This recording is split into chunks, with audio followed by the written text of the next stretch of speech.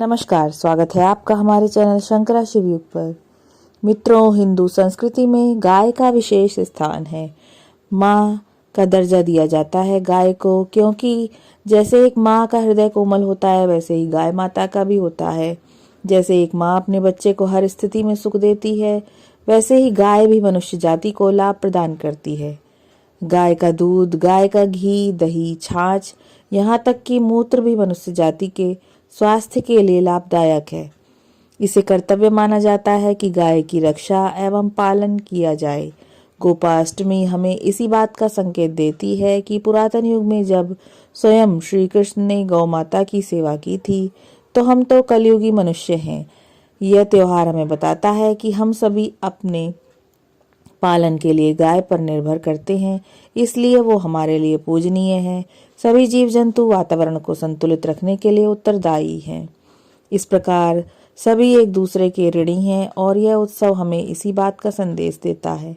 गोपाष्टमी कैसे शुरू हुई, उसके पीछे एक पौराणिक कथा है। किस प्रकार भगवान श्री कृष्ण ने अपनी बाल लीलाओं में गौ माता की सेवा की, उसका वर्णन इस कथा में बताया गया है। गोपाष्टमी की पौराणिक कथा के अनुसार जब कृष्ण भगवान ने अपने जीवन के 6ठे वर्ष में कदम रखा, तब वे अपनी मैया यशोदा से जिद करने लगे कि वे अब बड़े हो गए हैं और बछड़े को चराने के बजाय अब वे गैया को चराना चाहते हैं।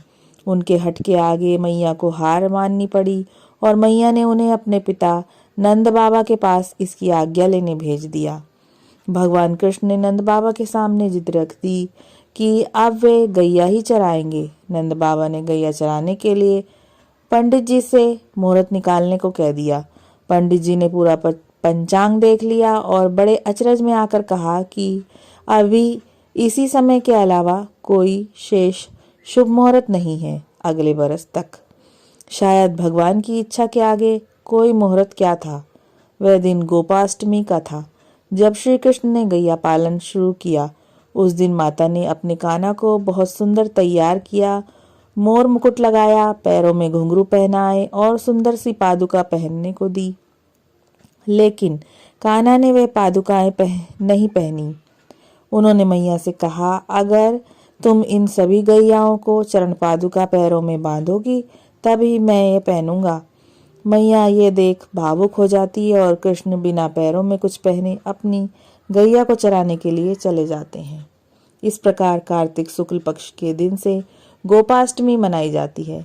भगवान कृष्ण के जीवन में गौ का बहुत महत्व था। गौ सेवा के कारण ही इंद्र ने उनका नाम गोविंद रखा था। उन्होंने गाय के महत्व को सभी के सामने रखा और स्वयं भगवान ने गौ माता की सेवा की। गोपाष्टमी की दूसरी पौराणिक कथा। कहा जाता है कि श्री कृष्ण जी ने अपनी सबसे छोटी उंगली से गोवर्धन पर्वत को उठा लिया था, जिसके बाद से उस दिन गोवर्धन पूजा की जाती है। ब्रज में इंद्र का प्रकोप इस तरह बरसा कि लगातार बारिश होती रही, जिससे बचाने के लिए कृष्ण जी ने 7 दिन तक पर्वत को अपनी एक उंगली में उठाए रखा था। गोपाष्टमी के दिन ही भगवान इंद्र ने अपनी हार स्वीकार की थी, जिसके बाद श्री कृष्ण ने गोवर्धन पर्वत नीचे रखा था। गोपाष्टमी की तीसरी पौराणिक कथा के अनुसार एक बार श्री राधा जी ने भी गाय चराने के लिए वन में जाने को कहा। उन्होंने जिद करी कि वो भी वन में गाय चराना जाना चाहती हैं, लेकिन लड़की होने की वजह से उन्हें इस बात के लिए कोई हाँ नहीं करता था। जिसके बाद राधा को एक तरकीब सूझी। उन्होंने ग्वाला जैसे कपड़े पहने और वन में श्री कृष्ण के साथ गाय चराने चली गईं। तो ये थी गोपाष्टमी की पौराणिक कथा। आशा करती हूँ कि वीडियो आपके लिए उपयोगी रहा होगा। जय श्री कृष्ण।